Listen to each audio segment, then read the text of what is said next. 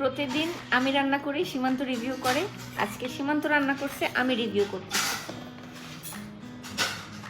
ভালো মতো রান্না তো সিদ্ধ হয়েছে তো? রাইট। আমি বলতে পারবো না, আমার শরম করে। প্লিজ বলো, আজকে রান্না তুমি কষ্ট করে রান্না করে খাওয়াইছে, এখন আবার ভেগর ভেগর করতে হবে আমার? প্লিজ বলো, দেখো এখানে কি দেখা যায়। ফার্স্টে সরিষার তেল, তারপর লবণ, সয়াবিন হলুদের গুঁড়া, তেল, মরিচের গুঁড়া, ধনিয়ার গুঁড়া, হ্যাঁ জিরার জিরা গুঁড়া গুঁড়া, এটা ফার্স্টে কষায় নিচ্ছি। ভুনছি। তারপর হইতেছে ডিমটা দিয়ে দিছি একদম হাই ফ্লেমে।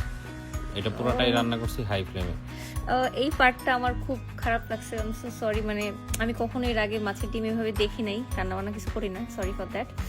তো এটা দেখে আমার কাছে ভালো লাগে নাই ব্যাপারটা। আমি সীমান্তকে বলছিলাম, তো সীমান্ত মনে হয় একটু হলুদ কম হয়েছে, আর একটু বেটার কিছু হইতে হবে। হবে, এটা আস্তে আস্তে যত ভাজা হবে তত। বাট মাছের ডিম রান্না করতে প্রচুর তেল লাগে। তেলে কিপটামি করলে এটা ভালো লাগবে না, এবং ভালো তেল লাগে। মানে 250 ml এর মতো তো তেল লাগছেই। 250 বা 300 ml এর মতো তেল দিছি। ইয়াল্লাহ। আর এখানে একটু ধনে গুঁড়া, মানে তোমার না, দুইটা জিরার তেল, গুঁড়া অ্যাড করা হয়েছে। দুইটা তেল চিন্তা করতে হবে না, সরিষার তেল সয়াবিন তেল দুইটা মিলায় তো লাস্টেও আবার তেল দিছি। এজন্যই তো বলি আমার মাসে এত তেল লাগে কিভাবে। এই যে দেখো ভাজা ভাজা হয়ে গেছে, কালার চেঞ্জ হয়ে গেছে। এই যে দেখো আরো কালার চেঞ্জ হয়েছে। যত ভাজবা, এটা ফার্স্টে ভালোভাবে না ভাজলে গন্ধটা যায় না। এরপরে যে আমার আলু কুচি দিয়ে দিছি, এখন আরো কিছুক্ষণ ভাজতে হবে। তারপর পেঁয়াজ দিব। এই যে তোমার পেঁয়াজ চলে আসছে। তুমি এই চটি দিয়ে পেঁয়াজ নিছো, মানুষ ঠিকই কমেন্ট করবে যে আপনি এই চটি দিয়ে কেন পেঁয়াজ নিলেন। কি হয়েছে? পেঁয়াজ তো পেঁয়াজ, এখানে সব রান্নার পেঁয়াজ। চটিতে তো ডিম ছিল মাছের, তো পেঁয়াজের কি মধ্যে গেছে এটা। এটা কিছুই হবে না। ইস।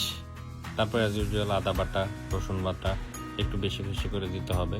আদা বাটাটা একটু বেশি দিচ্ছি ঝাল এবং ঝাঁঝের জন্য, আর রসুন বাটাটা বেশি দিচ্ছি যাতে গন্ধ না হয়।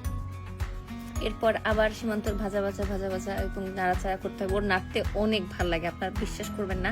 ও যখন রান্না করে কন্টিনিউয়াসলি নাড়তেই থাকে নাড়তেই থাকে। আর এটা হাই ফ্লেমে রান্না করতেছি না, এটা রেখে দিলে তো তোমার লেগে ধরবে। ওরার ডিম তারপর পানি অ্যাড করে দিলাম। আমি অনেক আগে থেকে বলছিলাম পানি দেওয়ার জন্য, বাট সীমান্ত অনেক লেট করে পানি দিচ্ছে, যে সিদ্ধ হবে কেমন আমি চিন্তা করতেছিলাম, পরে কোন নাড় দিছে। আর পানি দেওয়ার পর আমি রুমে চলে আসছি। এরপর আমি আর কোনো ক্লিপস নেই। এখন আমাদের খাওয়ার ভিডিও ডাইরেক্ট। আর এখন হচ্ছে ফাইনাল ক্লিপটা দেখাচ্ছি। যে ডিমটা দেখেন ভাজা ভাজা হয়ে কি সুন্দর হয়েছে দেখতে, জাস্ট ওয়াও। 5.5 বছর ধরে বিয়ে হয়েছে, আমি আজ পর্যন্ত জানতাম না সীমান্ত মাছের ডিমও রান্না করতে পারে। এভরিডে আমি নতুন করে জানি সীমান্ত কি কি রান্না করতে পারে। সব পারি। সত্যি আমি আজকে তাকে জানতাম না ও এত কিছু রান্না করতে পারে। এত সুন্দর মজা হয়েছে, একদম ভাজা ভাজা, অস্থির মজা হয়েছে। সরি আম্মু, তোমার চেয়ে বেশি মজা হয়েছে। আম্মু তো ডিফারেন্টলি রান্না করে, আম্মু তো ভুনা করে। আর তুমি কি করছো? এটা এটা তো ভাজি। খুব মজা হয়েছে, খুবই মজা হয়েছে।